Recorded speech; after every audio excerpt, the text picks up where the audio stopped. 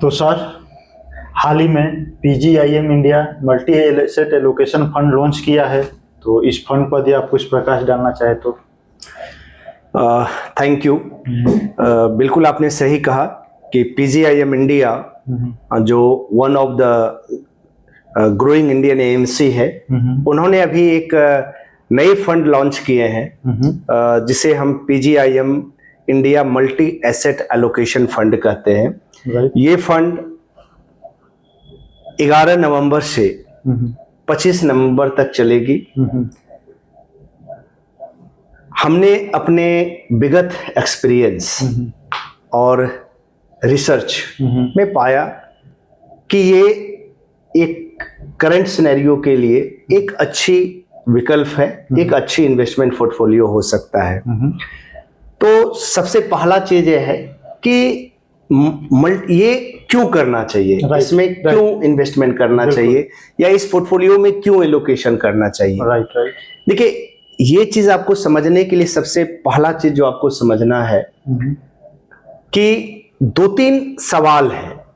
एक इन्वेस्टर जब इन्वेस्टमेंट करने से पहले उसके 2-3-4 चुनौती होती है, उनके 2-4 सवाल होते हैं जो उसको कंफ्यूज करता है कि कौन सा इन्वेस्टमेंट में करना चाहिए, कौन सा इन्वेस्टमेंट नहीं करना चाहिए। जिसमें कि सबसे पहला सवाल होता है कि यहां से कौन सा एसेट क्लास चलेगी। पहला जो है क्वेश्चन उसके मन में आता है कि यहां से कौन सा एसेट क्लास चलेगी। दूसरा जो क्वेश्चन होता है कि पार्टिकुलर एसेट क्लास में, लाइक मान लिया जाए कि इक्विटी है, तो इक्विटी में कौन सा सेक्टर चलेगा, इक्विटी में कौन सा सेक्टर चलेगा। तीसरा जो उसके मन में सवाल होता है कि कौन सा एसेट क्लास में इन करूं, कब एग्जिट करूं, कहां पे प्रॉफिट बुक करूं और कहां पर बने रहो। राइट। तो ये जो है, और last but not the list, कि कहां पर कम रिस्क लेकर, कम टैक्स देकर कहां पर अच्छा रिटर्न बनेगी। तो ये जो मूलभूत, जो बुनियादी 3-4 सवाल है, इस सारे सवालों का एक proven solution with the past track record अगर देखेंगे तो आपके सामने में एक ऐसा पोर्टफोलियो आएगा जिसे हम मल्टी एसेट फंड कैटेगरी कहते हैं। सो मल्टी एसेट फंड की जो सबसे खास बात है, ठीक है, सबसे जो खासियत है कि यहां पर फंड मैनेजर के पास ये एक फ्लेक्सिबिलिटी होती है कि जिस एसेट क्लास में, जहां पर अगर उसको लगता है कि इक्विटी पैसा बनाएगी यहां से, तो वो इक्विटी में लगा सकता है। अगर उसको लगता है कि नहीं, गोल्ड अच्छा पैसा बना सकता है, तो उसके पास से फ्रीडम है, तो गोल्ड में लगा सकता है। अगर उसको लगता है कि सिल्वर में चलेगी यहां से, तो सिल्वर में लगा सकता है। अगर उसको लगता है कि नहीं, डेट चलेगी, यहां से डेट फंड या रिट्स या इनविट चलेगी। तो जो भी एसेट क्लास है, जो भी चलेगी, यहां पर इस पार्टिकुलर मल्टी एसेट फंड में ये एक अपॉर्चुनिटी है फंड मैनेजर के पास कि वो कहीं पर भी पैसा लगा सकता है और अपने कस्टमर के लिए, अपने इन्वेस्टर के लिए वो पैसा बना सकता है। तो सबसे दैट्स वाई रीजन। और करंट सिनेरियो में क्या है सर, कि लास्ट 5 साल में अगर आप देखेंगे कि मार्च 2020 से लेकर सितंबर 2024 तक मार्केट जो है एक सेकुलर ग्रो किया। ठीक है, कुछ इक्विटी एसेट इक्विटी ने, कुछ इक्विटी फंड ने 2 गुना बनाया, तो कुछ इक्विटी फंड ने 5 गुना तक भी बनाया, 5 टाइम्स। तो ये क्या होता है कि सर जो रिटर्न 10 साल में, 12 साल में ग्रो होना चाहिए, ये लास्ट 5 साल में बना है। तो देखिए होता क्या है कि जब आपका एसेट क्लास अगर बेहतर से बेहतर एक फंडामेंटल रिटर्न से ज्यादा रिटर्न बनाती है, तो उसमें क्या होता है कि 2 चीजें होती है, या तो प्राइस करेक्ट करता है या तो टाइम करेक्ट करता है। प्राइस करेक्शन में क्या होता है कि आपका मार्केट नीचे आती है, आपका मार्केट जो है जैसे 86,000 पर था, तो वो क्या करेगा, वो नीचे आएगा, 10% 15% नीचे आएगी मार्केट। तो इसको हम लोग बोलते हैं प्राइस करेक्शन।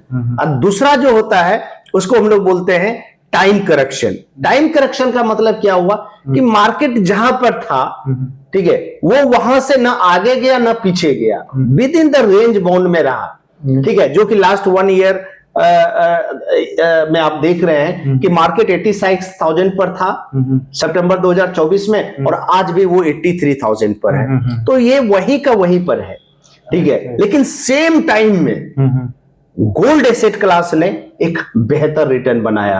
अभी आप देखेंगे बहुत सारे एनएफओ अभी लॉन्च हुआ है, इक्विटी ओरिएंटेड पोर्टफोलियो लॉन्च हुआ है, तो आप देखेंगे कि 10 रुपया से स्टार्ट हुआ है तो 10 रुपया के आसपास ही है। लेकिन कुछ नए जो फंड हाउस है, जैसे लाइक बजाज, ठीक है, बजाज ने अपना मल्टी एसेट फंड एलोकेट किया है, उन्होंने एनएफओ लॉन्च किया था लास्ट जून जुलाई में, उन्होंने ये किया था पिछले साल। उस पोर्टफोलियो ने लगभग ग्रॉस 17% का रिटर्न बनाया, यानी कि 10 रुपया का निवी था, अभी 11 रुपया 70 पैसा है।